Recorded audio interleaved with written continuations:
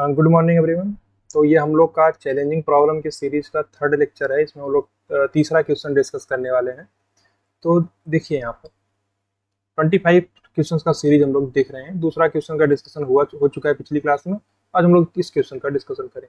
तो क्वेश्चन जो है टफ नहीं है, बहुत ही इजी वे में इसको रख सकते हैं। चैलेंजिंग इसलिए हम लोग बोल रखे हैं कि इसमें थोड़ा डिस्कशन इसका इंपॉर्टेंट हो जाता है और एक ऑब्जेक्टिव अप्रोच हम आपका डेवलप कराना चाहते हैं, इसलिए इस क्वेश्चन को हमें आपके लिए यहाँ पे दिया। तो ये मेंस में भी पूछा जा सकता है आसान ही, लेकिन थोड़ा सा इसको जो इसका शेप बनाया गया है वो आपको थोड़ा डराने के लिए बनाया गया है। तो ऐसे क्वेश्चन से आपको घबराना नहीं है, आप सिंपली सॉल्व करना है। यहाँ पे मोर देन वन ऑप्शन में भी करेक्ट लिखा हुआ है, तो आपके पास एक से ज़्यादा ऑप्शन सही हो सकते हैं और 5 ऑप्शन आपके पास दिए गए। तो सिंपली हम लोग इसका डिस्कशन स्टार्ट करते हैं। देखिए एक सबसे आसान तरीका बताते हैं, मेथड नंबर 1 ये एक बताते हैं आपको कि सिंपली आप देखिए, एक मेथड नंबर 1 में ये हो सकता है, आपको क्या करना है, इस पूरे एक्सप्रेशन का वैल्यू निकालना है। यानी कि ये क्या है, tan ऑफ, देखिए tan के अंदर में लिखा हुआ है आर्ग्यूमेंट z-1, यानी z-1 का आप आर्ग्यूमेंट निकालोगे और उसका बटा 2 कर दोगे, फिर आप -2 आयोटा अपॉन जेड का ये वैल्यू आपको निकालनी। ठीक है, ये देखने में थोड़ा सा डरावना लग सकता है लेकिन है बहुत ही आसान से।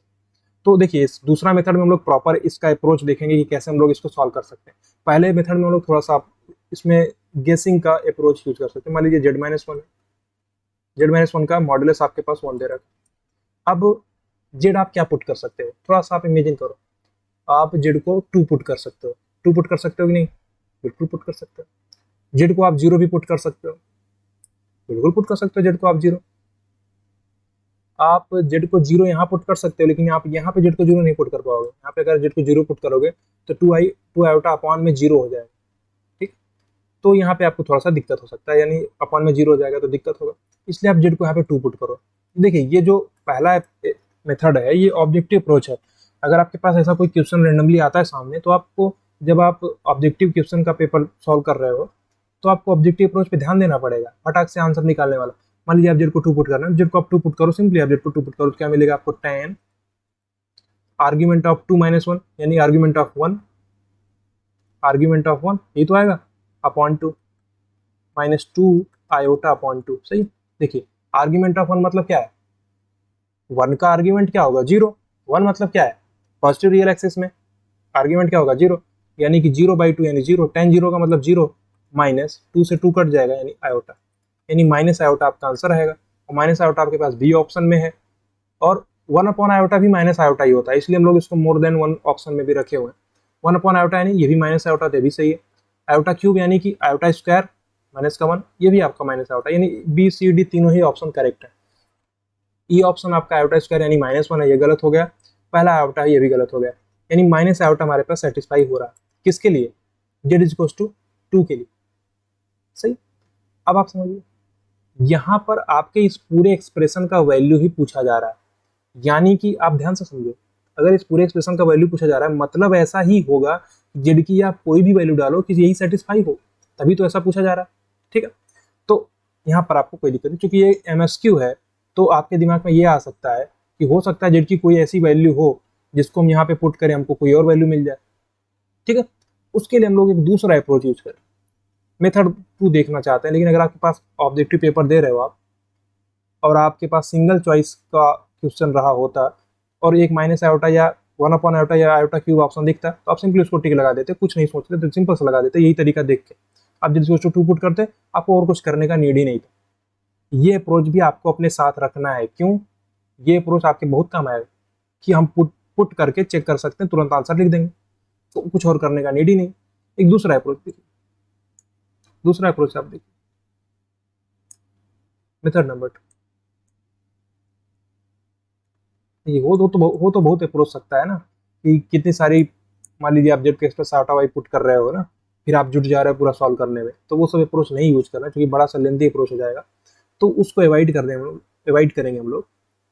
देखिए क्या कर सकते हैं, हमारे पास क्या दिया गया, z-1, इसका मॉडुलस हमको दे रखा है 1। ठीक, अब इसका मॉडुलस अगर 1 है तो हम लोग मान लीजिए कि z-1 एक कॉम्प्लेक्स नंबर हम बनाते हैं, z-1, ये क्या होगा, z-1 का मॉडुलस e की पावर आउटा थीटा। यहाँ पे थीटा ये क्या है, ये हमारे पास है आर्ग्यूमेंट ऑफ z-1, ये z-1 का आर्ग्यूमेंट है। क्लियर, अब आप समझो, सॉल्व कराते हैं इसको हम लोग। तो जेड माइनस वन को हम लोग क्या कर सकते हैं, जेड माइनस वन का मॉडुलस क्या है, 1 है, इंटू ई की पावर आयोटा थीटा यानी cos of theta plus iota sine theta. ठीक है, कोई समस्या की बात नहीं। यानी हम यहाँ से जेड भी निकाल सकते हैं। जेड हमारे पास क्या है, 1 प्लस ई की पावर आयोटा थीटा, या आप ऐसा भी लिख सकते हो 1 plus cos of theta iota sine theta. ठीक है, ये जेड की वैल्यू आ गई, कोई दिक्कत नहीं। जेड की वैल्यू हम लोग निकाल लिए। अब हम लोग यही पुट करते हैं जो हमारे पास एक्सप्रेशन दिया गया। ठीक है, देखिए ध्यान से देखिए जो लिखा हुआ है, क्या लिखा हुआ है, tan of argument of z minus one. देखिए tan ब्रैकेट में है argument of z minus one, तो argument of z minus one क्या है, थीटा है। ये थीटा पुट कर दो यहाँ पे, ठीक, यानी कि थीटा बाई टू, यानी tan theta by two minus 2 iota upon में जेड। वही जेड हमको यहाँ पे पुट करना है, जो जेड यहाँ पे हम लोग निकाल रखें। कोई दिक्कत की बात नहीं। इसको थोड़ा सा और सिंप्लीफाई करते हैं, अपने स्टैंडर्ड फॉर्म में लेके आते हैं। देखिए स्टैंडर्ड फॉर्म किसी भी कॉम्प्लेक्स नंबर का क्या होता है, आर ई की पावर आयोटा थीटा। अगर इस फॉर्म में अगर होगा तो हम वहाँ पे पुट कर सकते हैं इसको। ठीक है, तो वहीं पे हम लोग पुट करने का ट्राई करेंगे। तो पहले हम यहाँ पे निकालना चाहते हैं। देखिए जो वैल्यू है यहाँ पे, सेकंड,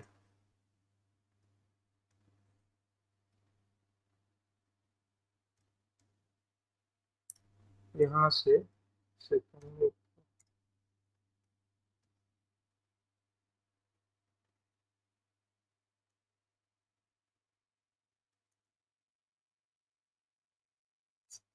मैं बिगड़ गया, यहीं रहने दीजिए इसको ना। समझिए जेड को थोड़ा सा हम लोग सॉल्व करते हैं। तो इसको सॉल्व करने के लिए हम क्या कर सकते हैं, मान लीजिए देखिए एक स्टैंडर्ड फॉर्म होना चाहिए, यानी कि R cos of theta plus iota sine theta, वही हम लोग यहाँ पे बनाना चाहते हैं। देखिए आप कॉस ऑफ थीटा को 2 cos square theta by 2 minus 1 put कर सकते हैं। तो देखिए ये सब क्वेश्चन हम लोग कर भी चुके हैं प्लेलिस्ट में, आप देखोगे शुरुआत में ऐसे क्वेश्चन बहुत सारे किए हुए हैं। जब हम लोग आर्ग्यूमेंट पढ़े हुए थे, जब हम लोग मॉड्यूलस पढ़े हुए थे, तो हम लोग ऐसे क्वेश्चन सॉल्व किए हुए। तो 1 प्लस आप इसको लिख सकते हो 2 cos square theta by 2 minus 1 plus iota 2 sine theta by 2 cos of theta by 2। सही, 1 से 1 आपका कैंसिल आउट हो गया। यहाँ से आप 2 cos of theta by 2 common ले लो, यानी कि 2 कॉस ऑफ थीटा बाई 2 आपका कॉमन हो गया, यानी कि cos of theta by 2 plus iota sine theta by 2। ठीक है, कोई दिक्कत नहीं, ऐसा आप लिख सकते हो, बिल्कुल आप लिख सकते हो। यानी कि जेड आप क्या लिख सकते हो, 2 cos of theta by 2 into e की पावर आयोटा थीटा बाई 2। यानी जेड का जो आर्ग्यूमेंट आ चुका है अब, वो आ चुका है थीटा बाई 2, और जेड का जो हमारे पास मॉडुलस आ चुका है वो आ चुका है 2 कॉस ऑफ थीटा बाई 2। कोई दिक्कत नहीं, यहाँ तो कोई समस्या की बात नहीं है ना, ये समझ में आया पूरा ना। जेड माइनस वन को cos of theta plus iota sine theta लिख दिए, फिर 1 को उधर भेज के जेड की वैल्यू निकाली। अब जेड की वैल्यू हमारे पास आ चुकी है 2 cos of theta by 2 into e की पावर आयोटा थीटा बाई 2, वही हम यहाँ पे पुट कर देंगे। ये पूरा टर्म जो आपका है इसको आप एज इट इज रहने दीजिए। ठीक है, इसको आप एज इट इज रहने दीजिए, ये आपका कैंसिल आउट हो जाएगा, इसके लिए परेशान होने का जरूरत नहीं है आपको। ठीक है, यहाँ पे देखिए माइनस 2 है आयोटा। देखिए आयोटा को आप एक्सपोनेंशियल फॉर्म में क्या लिख सकते हैं, ई की पावर आयोटा पाई बाई 2, यानी cos of pi by 2 plus iota sine pi by 2, इसीलिए हम लोग ई की पावर आयोटा पाई बाई 2 लिखते हैं। अपॉन में आपका क्या आ गया, 2 cos of theta by 2 into e की पावर आयोटा थीटा बाई 2। ठीक है, ये चीज़ समझ में आ रहा है ना। तो इसमें हम एक पार्टीशन डाल देते हैं, क्योंकि इधर साइड का डिस्कशन दूसरा था। तो यहाँ पे आप सिंपली सॉल्व करिए इसको, टेन ऑफ थीटा बाई 2, ये तो साइड साइड में बना हुआ, ठीक है, बीच में माइनस है। यहाँ पे आप समझो 2 से 2 आपका कैंसिल आउट हो जाएगा, यानी ऊपर में क्या मिलेगा, ई की power iota pi by 2 minus theta by 2, कोई दिक्कत नहीं। अपॉन में क्या है, कॉस ऑफ थीटा बाई 2। ठीक है, अब आप थोड़ा सा और आगे चलिए इसमें कैलकुलेशन में। ये टेन थीटा बाई 2 तो एज इट इज बना हुआ है, माइनस देखिए ई की पावर आयोटा समथिंग क्या होता है, cos of pi by 2 minus theta by 2, यानी कि cos of pi by 2 minus theta by 2। ठीक है, कोई दिक्कत की बात नहीं। ठीक है, प्लस आयोटा साइन